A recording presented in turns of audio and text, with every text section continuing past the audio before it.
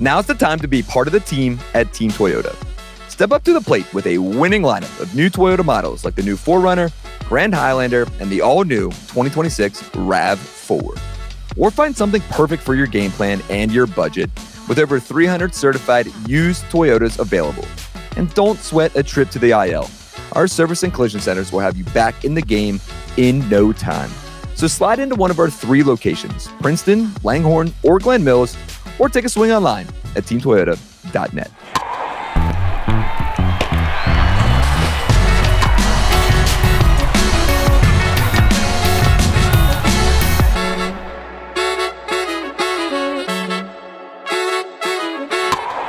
This is Phillies Talk, presented by Team Toyota. I am Spencer McKercher, digital video producer here at NBC Sports Philadelphia, and I'm once again joined by Sean Kane, the producer of Phillies pre- and post-game live. Sean Kane, happy Monday, brother. Happy Monday, Spence, and happy spring Monday, weather-wise. Oh. We both got our short-sleeve shirts on. I'm dressed like it's baseball season. Well, I guess it kind of is baseball season, but the weather has taken a turn, at least for a few days here, and I'm excited about it. I didn't even look at a jacket this morning. Oh, no.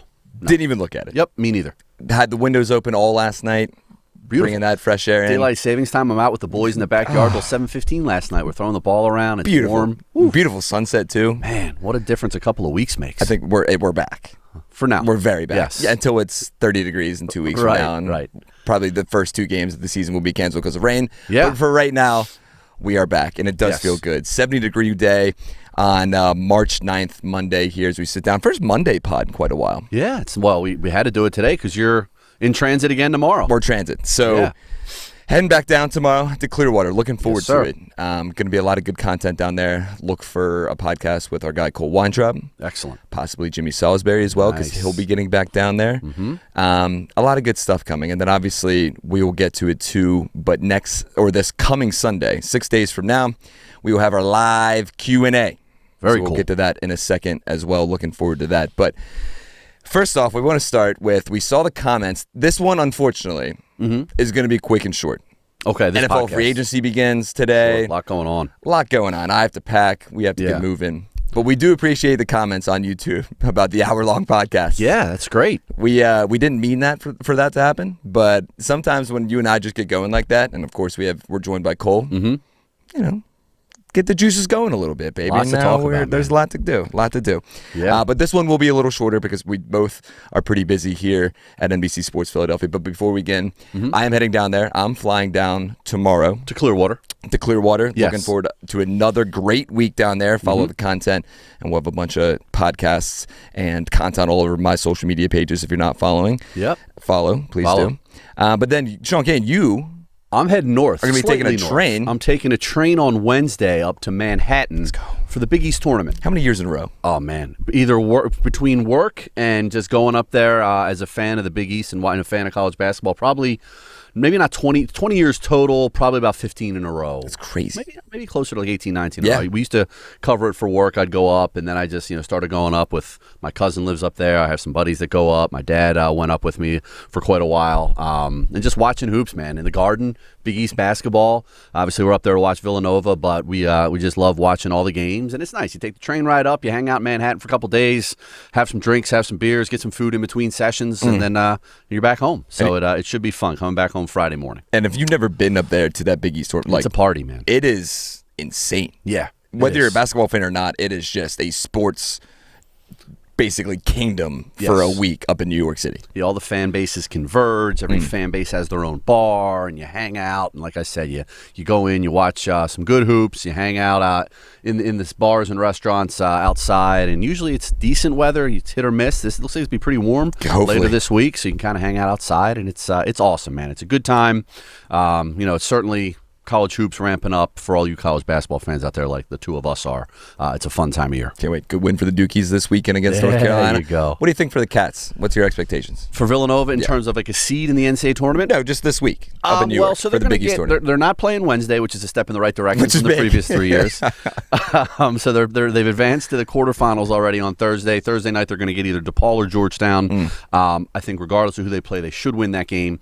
And then if the seeding holds, they'll get UConn on Friday night in the Garden. The Friday night semifinals, not to get too into the weeds on a Phillies Talk podcast, I know, but could we're be here. St. John Seton Hall, Game 1, Villanova, UConn, Game 2. So you talk about like the 4 most prominent fan bases in that New York area. General region? Yeah, that would be quite the doubleheader Friday night. They have to get there first. So obviously I'd be happy if Villanova win a game, and we'll see how it goes against UConn, but it'll be a fun week. Let's go, man. Yeah, man. I'm excited for you. Yes. I'm excited for you. Good times. And yeah, as we wrap up that conversation, as we always start off topic. And we'll get, I saw a comment on YouTube. We'll get to some questions maybe. Maybe that will be a daily segment then, or a weekly segment on the pod. Sure. You guys can send in your off-topic questions, because we've talked about bad driving. We've talked about basketball. We've talked about anything. All kinds of chainsaws. stuff. Yes. But basketball is a high priority for both you and I, and it's the best time of the year, man. Yes. I'm looking forward to it. Looking forward to it. I'll be locked in. That's the thing. When you're down there in Clearwater, you have all day. Yeah. So you're there from 7 a.m. to 4 or 5 o'clock, and then you go out, you get some dinner, and you post up and you watch some college hoops. This is the best year to do it too, or this is the best week to do it, because it's conference championship week. So you have all these conference tournaments. It's the best. But then you can lock back in next week when the big dance starts for March Madness. Can't wait. Yeah, man. All right, let's talk about the Phillies, Sean Kane. Yes, and Phillies baseball. There's not really a lot to hit on, but there is, in terms of compared to the last podcast when we went an hour compared to this one. And I want to start with a name that is making headlines across the world right now. Okay. And because then we'll dive into spring training. All right. We'll start at the World Baseball Classic. Yep. And I think it's a guy that we've talked to personally down in Clearwater. We've talked a few times about him on the pod. Yes. But Dante Nori is making like world household names. Yes. He is now a world household name because of an incredible start to the World Baseball Classic for Team Italy. Yeah, man. I mean, super exciting to see what he's doing on this stage. Obviously, we all know former first-round pick of the Phils a couple of years ago. You said it. We talked to him. Seems like a really good dude. And he is stepping up and then some so far for Team Italy. And, yeah, I mean, he is certainly asserting himself, making himself known that we could be expecting this guy in a year or two, hopefully, to start knocking on the door in terms of the big leagues. And, so far so good in terms of the spotlight, handling it all. And Team Italy has been the beneficiary of that. But, man, Dante Nori looks great. I know we are big fans of him, not only for his baseball playing ability. His girlfriend goes to Westchester University. That's right. Shout out. 2 Golden Rams right here. So we were happy to hear that. We were talking to him about that. So great. So that's great. But obviously, more importantly, is what he's done so far in the WBC for Italy. And it's been really impressive. So a 2-0 start for Aaron Nola and Dante Nori in Team Italy. And in Dante's first 2 games, he has 7 at-bats. He has 2 home runs, a double, 3 RBIs, 2 runs scored, a .714 batting average, a 2.492 OPS, which leads all World Baseball Classic hitters with a minimum of at least 2 games played. He has 2 walks, 0 strikeouts. Wow. It's a heck of a start. Get USA on Tuesday night, 9 o'clock. Italy, USA. Exactly. So look for Dante Nori. The USA has to get through Team Mexico tonight on Monday night. Fun. That's Skeens, right, against Mexico? Paul Skeens will be on the mound for Team USA. And what could be some of the best atmosphere in baseball ever. Yeah. Whenever Team Mexico and Team USA get together in any sport. Yes. It's going to be electric, but some of the Mexican fans that are down there, they have made some noise. I think they just 10-run mercy ruled last night on Sunday. And their like fans that soccer atmosphere. Oh, it's pretty great, cool. dude. Yeah, it's fun. It's the best.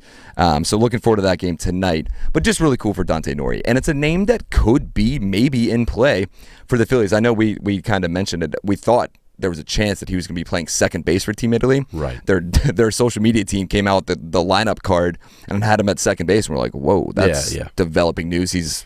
Has not played any infield that I've seen or known about in his time with the Phillies. But he is playing in center and in left for Team Italy.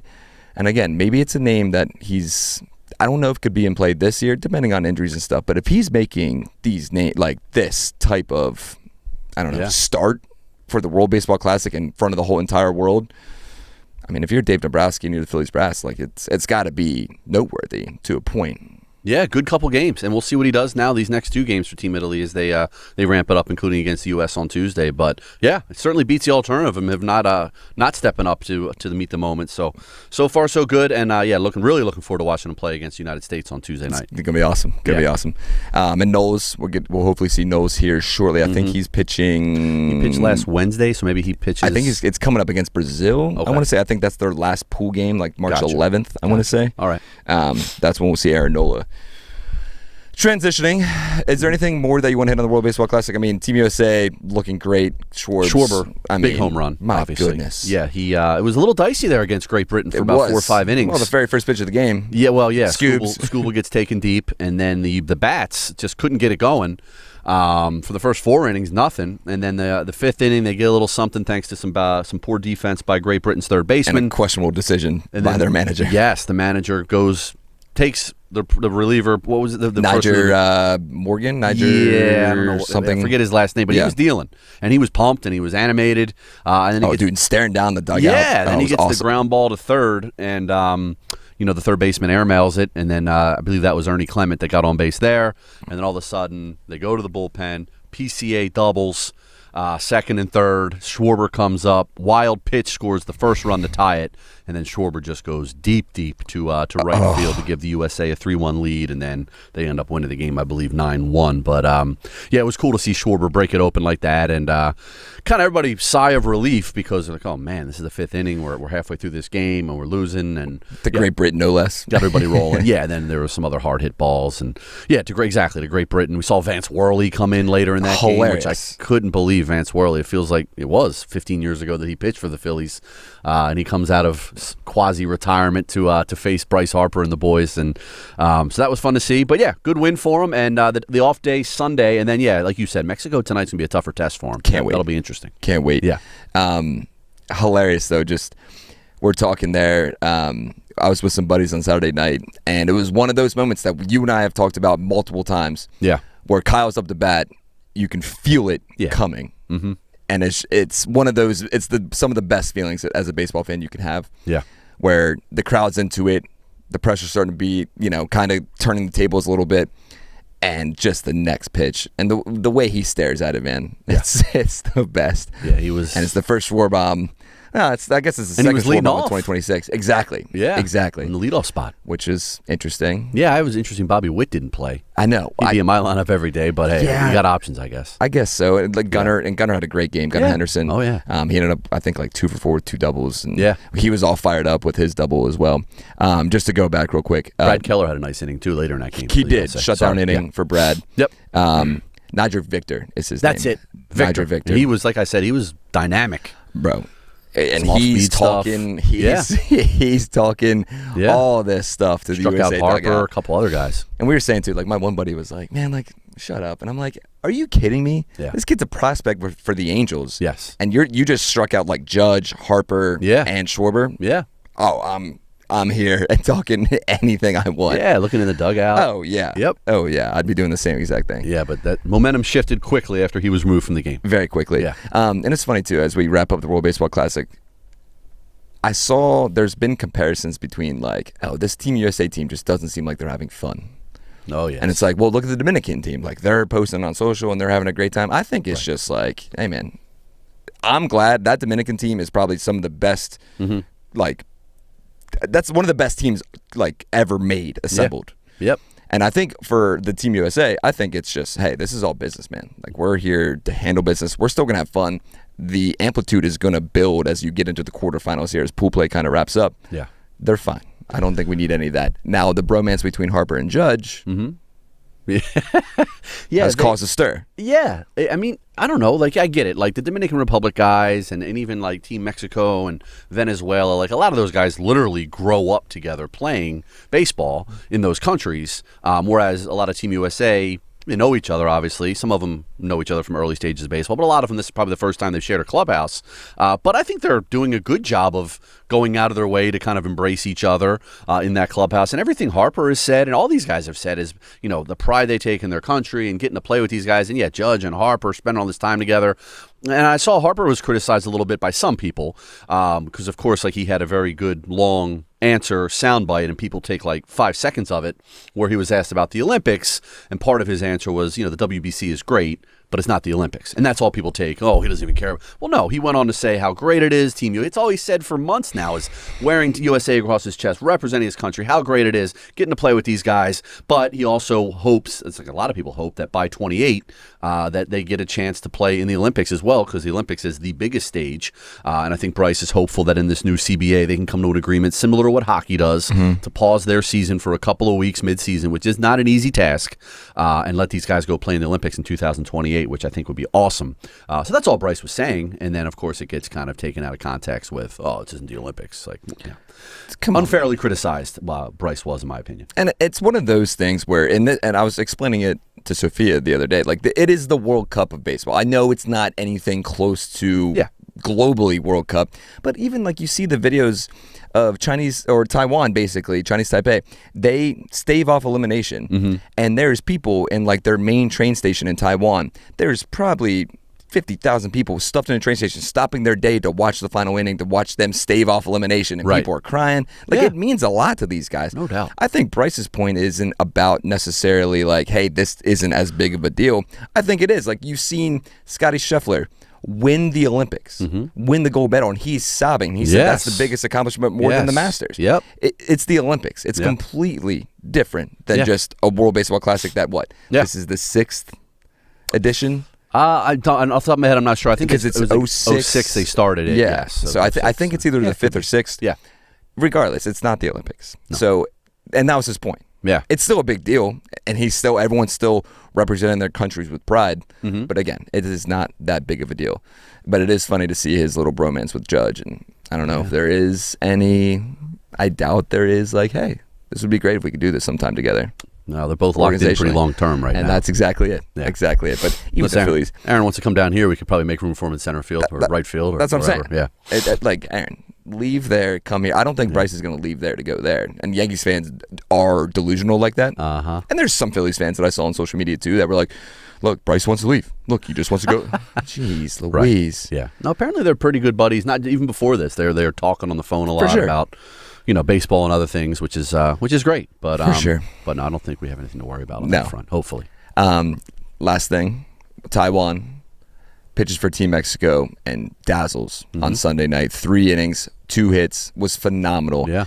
And I saw a stat that basically like his last 3 starts for Team Mexico in the World Baseball Classic, even going back to 2023, he's only allowed like 4 total hits over 8 innings, whatever it is. He's been great. It's awesome. So it is great for Taiwan. I think once the lights kind of come on like that and he can represent Team Mexico, he shines bright. And I think hopefully that can transition back to the Phillies once the 2026 season gets going. Also, last WBC thing for me I find very interesting is now Skubal is kind of backtracking on his plan a little bit. Are you surprised by that? Well, the plan to me when I first heard it was like, so he's going to pitch in 1 game against Great Britain, throw 5 innings, whatever, and then he's done. He's leaving the team, which I thought was weird. Like, you're going to leave. I get it if you just want to pitch 1 game, but he wants to go back to Detroit, get back on his regular programming, get ready to start opening day for them. Obviously, a big year for Tarik Skubal entering free agency, poised to make, who knows, $300, $400 million in free agency in a year from now. So I get it. And frankly, I was surprised that he agreed to do it in the first place because of all that, because of what he had at stake. And God forbid he were to get injured and cost himself a lot of money. So I thought it was awesome when he committed. Then I thought it was, it's kind of a weird, like, you're half in, half out, like either commit or you don't. But anyhow, now after kind of being around the guys, being in that clubhouse, pitching that game, he's double thinking it big time. He's kind of second guessing himself, like, I want to stick around, I want to make another start. Obviously, the Tigers don't want him to do that. Scott Boras doesn't want him to do that. So it's a very interesting situation he's got himself into. I thought whenever he first came out and said those words, I was like, he doesn't mean that. Yeah. I understand where he's coming from, but I think once he finally settled in, was like, oh, wow, this is sick. I'm with all these guys. I'm representing USA. Like, I'm not going anywhere. I did laugh, though, like when all that going on and he's got the criticism of, hey, I might be one and done. See you guys later. Good luck. I did my job. And on the very first pitch he throws is a dinger against some guy that we've never heard of. Yeah. Like, I was like, Eaton? I think it was Eaton was his last name. Yeah. And it was just like, yep, that's Thanks, Tarek. That dude sold out on a first pitch fastball. So I'm getting a fastball here, and this is my chance. And this is the only chance I have of getting a hit. And it was dead center, dude. It was so, and I just started laughing because I was like, "That's perfect. Yeah, they're gonna be okay." Not a great start, but rebounded well. Exactly. Yeah. All right, quick ad break, and on the other side, we'll wrap up some news and notes from this weekend. Phillies baseball down in Clearwater and in spring training. But first, quick little addition, new ad, Sean Kane. Okay. Because this Sunday, there they are, big day. We're gonna have our spring training live Q&A on March 15th. Directly after the game against the Braves at Baycare Ballpark. Presented by Team Toyota, we're looking forward to it. You see the pretty names on YouTube if you're watching. Tom McCarthy, Ben Davis, and Jimmy is back, man. We're looking forward to that. I know, Sean, so we will be down there. It'll be me and some of the guys on the team down here. Yep. Will you be tuning in where you can send questions virtually to ask our panel? No doubt. I mean, those three guys, you're talking about three baseball men right there. I mean, that's exciting. You'll be down there. Tommy Feiner will be down there. That he will. So that's going to be awesome. It's kind of a great tradition that we've done now these last handful of years. It's a great event. Yeah, man, I'll be back from the Big East tournament. I'll be back home watching that game, and I'll be dialed in afterwards asking the guys some questions, and really looking forward to it. So if you're down there, come find us. We'll be directly next to the Tiki Bar on Sunday, March 15th, right after the game. But if you aren't down in Clearwater, Florida at Baycare Ballpark, you can watch on YouTube, Facebook, Twitter, or TikTok live. We will be live. So join us. You can send in questions on social media and keep an eye out. Your boy will be reading those questions live on air. You're like you're the fan reporter role. That's exactly it. Okay. That's exactly it. So we talked to some people down there. We'll be taking virtual questions for these guys. Love it. For me, whatever you guys want to do, send in your questions. Tune in. It's going to be great. It's the Phillies Spring Training Live Q&A presented by Toyota. So escape the cold and come catch the Phillies in Clearwater with NBC Sports Philadelphia and Phillies Sports Trips. We're teaming up to bring fans the most unforgettable Phillies spring training experience yet. The trip includes Phillies game tickets, beachfront accommodations, round-trip travel, all-inclusive tailgates, and much more. Plus, appearances from Larry Boa, Charlie Manuel, and of course, NBC Sports Philadelphia's own Ben Davis. Book your trip today at phillysportstrips.com. Welcome back to Phillies Talk, presented by Team Toyota. Spencer McKercher right here, Sean Kane over there per usual. Kaner, yes, it was a fun weekend. So last time we talked was Thursday, and there was a lot to cover, a lot to talk about. Yeah. And then the Phillies this weekend have 3 spring training games and 3 very different spring training games. But I'm going to start on Saturday, a 1-0 loss to the Toronto Blue Jays, and a game that had 7 total hits. The Phillies had 2, the Blue Jays had 5. And there wasn't a run scored until the top of the 9th inning. Man. So if you were down there, I'm sorry for that. I actually had a few buddies down there. See how Steve was down there for that game. Nice. And was like, dude, it's Dunedin Steve. Brutal. Exactly. Yeah. But we want to go to is Max Scherzer versus Andrew Painter. And Painter, again, looked good, but according to some metrics, not great. Yeah. He goes 3 innings. Only allows 1 hit.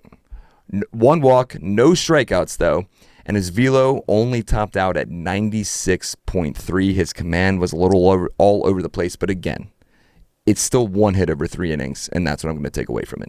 Yeah, the numbers are great. If you just look at the numbers, if you didn't see the game and you look at the box score, you see what he did in his first outing and then 3 more scoreless, and okay, well, that's 2 good starts, or at least 2 encouraging starts, while he's still kind of limited in pitches. They want him to throw 2-3 innings. But yeah, I think if you watch it there, you can notice that, which people always look to now, the velocity isn't quite as high as we had hoped. I know you had mentioned he topped out at 96 during that start on Saturday. And what I've noticed is he is leaving quite a few pitches out over the middle of the plate, and he just seems to be getting lucky that those aren't getting hit as hard as maybe they will be or they should be. And yeah, some of the breaking stuff doesn't look particularly sharp, and I know there's tons of experts out there that measure all the metrics on the breaking pitches, and the numbers aren't super encouraging. So it kind of comes down to the numbers, the innings, the scoreless innings look great, but the stuff isn't great. The velocity isn't what we hoped it would be. So is there cause for concern?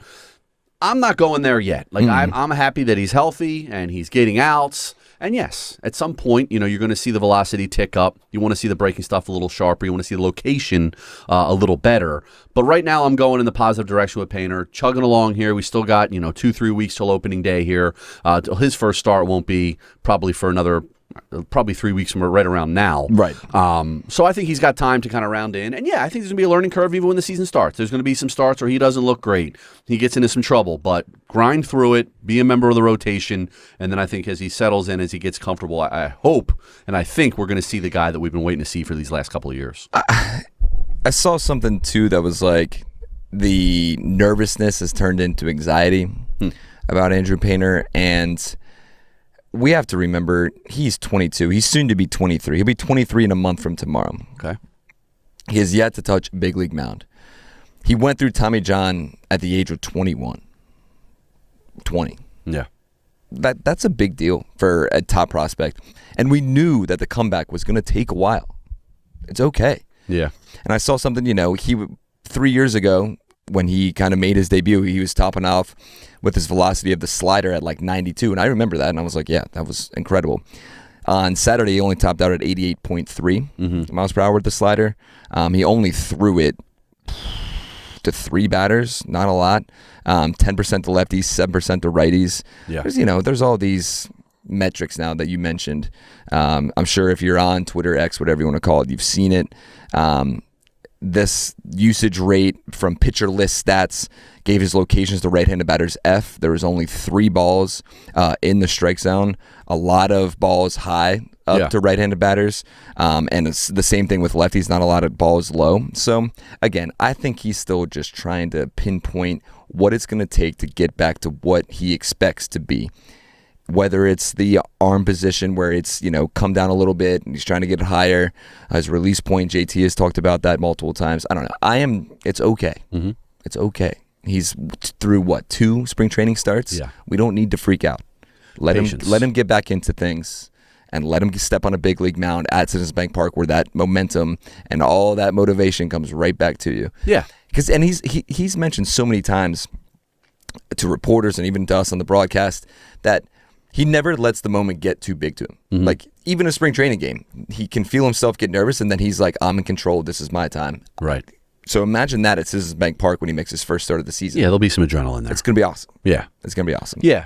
And I do think patience is obviously tough in general, but especially with him because he was so highly touted. Mm-hmm. And honestly, last year, I think if Dave Dombrowski had a do-over, he definitely would take back that July-ish comment. Because beginning of the year, before the year even started, Dave Dombrowski basically was asked, when do you think Painter, who was still at that point ramping up late from recovering from Tommy John, when do you think we might see him at the big league level? He's like, I don't know, maybe around July-ish or so. So that immediately everybody was like, okay, well, he's going to work his way through the minors in the first half of the season, and then right around that All-Star break, slide him in the rotation, and we're going to see Andrew Painter dealing at the big league level. And obviously that didn't happen, not because of health, but just because he really didn't get batters out at nearly enough frequent of a rate in the minor leagues. So I think that got everybody excited. Now that the fact that it didn't work out, everybody's like, ooh, is this kid really the real deal? What's going on here?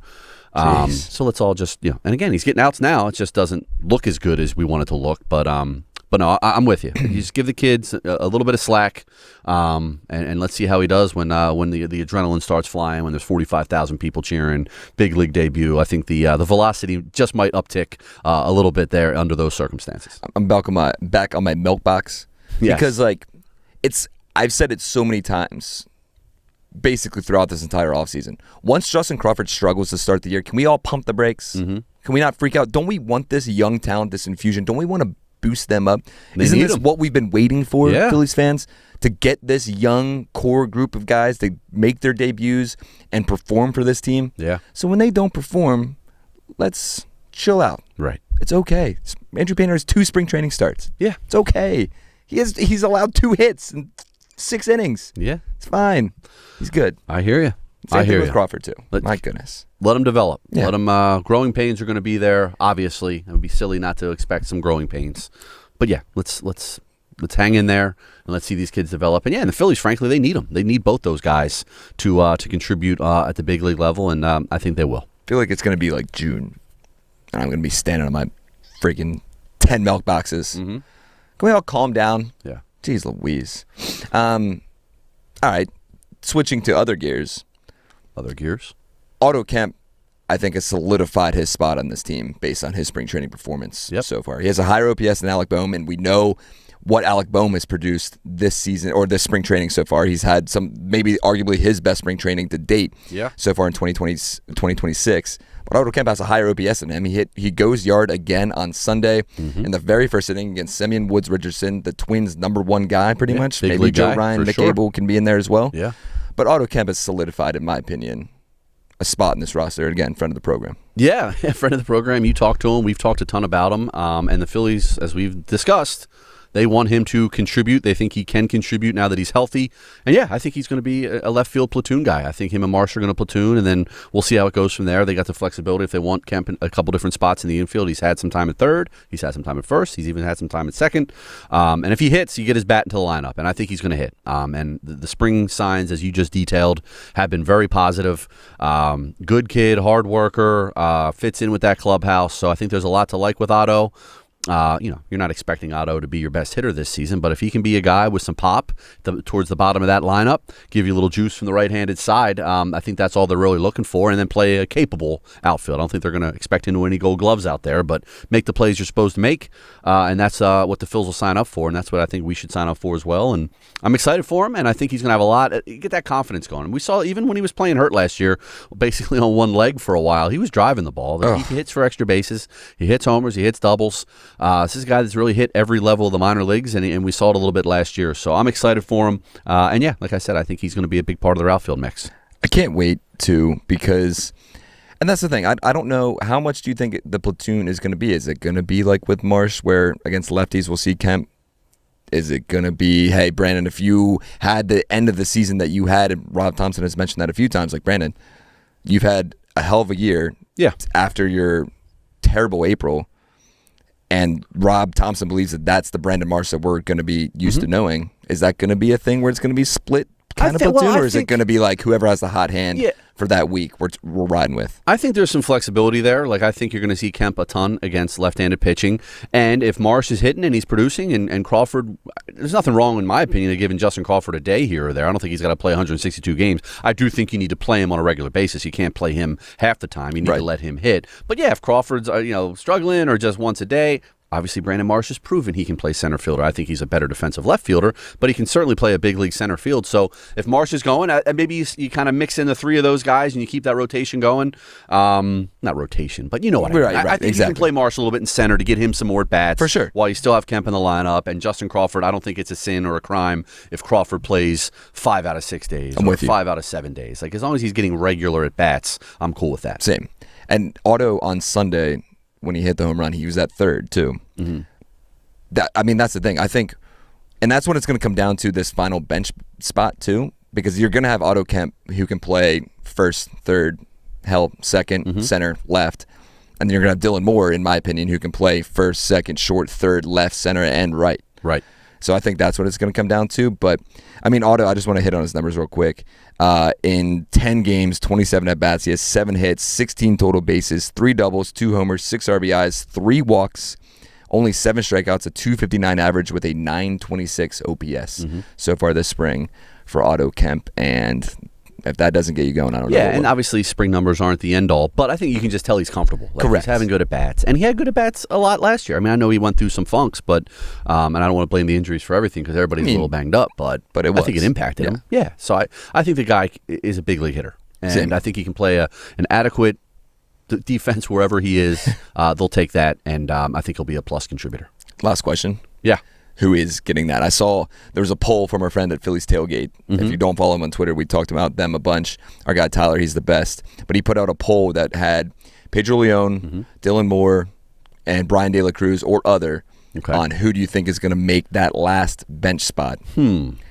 Brian De La Cruz had 67%. Wow. Overwhelming, huh? Overwhelming. Okay. What's your opinion? I don't know. I still think Moore's versatility is a big deal. Like, I still think they can move him around, and they like his defense, obviously, and he's a guy that's done it at the big league level, as has De La Cruz. And Leon, obviously, is a guy that's impressive as well. So it's going to be one of those 3 guys, obviously, in my opinion. I don't know. I would still go Dylan Moore, but De La Cruz wouldn't shock me either. But I just think that Dylan Moore gives you a little more flexibility defensively. Same. And you guys know I'm a huge Brian De La Cruz guy. Dominican Winter League MVP. Yeah. He is 67% on this. It has over 1,300 votes. Dylan Moore comes in second at 20%, and then Pedro Leon with 8%. And again, we mentioned Leon. He is kind of that only other right-handed outfield bat that the Phillies have after Yohan Rojas' impending suspension. Still hasn't been finalized yet. But yeah, I think Dylan Moore will get it. I know his 206 career average is going to kind of push people away, but I think just the ability to be in a utility Gold Glove winner where you can play literally any position, I think is going to come in clutch for him down the stretch. Yeah, and I had one more spring training thing, and it's not great. I know you're not going to be happy to discuss it, but Aidan Miller's still not swinging a bat down there. Yeah. And he hasn't, he stopped working out back when I was down there with you, which is 3 weeks ago now. I know Rob Thompson says no concern at all, which hopefully but I don't think you can say there's no concern at all. The guy hasn't been participating in camp in terms of he hasn't been in any games. He's still not swinging a bat, last I heard is a day ago. And he's had back issues before. This isn't like a new thing. He had back issues in the fall. So my concern is higher than Rob Thompson. He obviously is closer to the situation than I am. He's talking to the trainers. But from afar, this guy not playing at all, not swinging a bat, and for your top position prospect who we're really excited to see this spring, he's probably going to be up at some point in the middle of the season and make his big league debut. Just not good vibes at all right now concerning Aidan Miller. So Alex Coffey of the Inquirer wrote an article yesterday. Basically, Aidan Miller went back to Philly a few days ago. So he's back here working on his back. He wanted to go see the team doctor for it. From Alex, he said he wanted to get more opinions and close the loop on everything, in quotes, from Aidan Miller. I'm starting to feel a lot better now. Don't have a timeline or anything yet, but improvement for sure. But again, it is a little concerning. Yeah. The back is something that you can't mess with. No. And if it's been lingering and you're 20 years old, again, not fun. No. I think it is. I think there's a little cause for concern, but I guess the way the Phillies and Rob Thompson are looking at it is, hey, it's okay. Like, you don't need to get these at-bats right now. You're going to probably start in AAA anyway, then ramp up, and then we'll see where you are and how you're feeling in maybe June, July compared to May, June. Yeah. But regardless. We're not going to see him in any Grapefruit League games. I think that's probably far-fetched at this point. I mean, next 2 weeks. Dude, 2 weeks from today, camp is over. Yeah.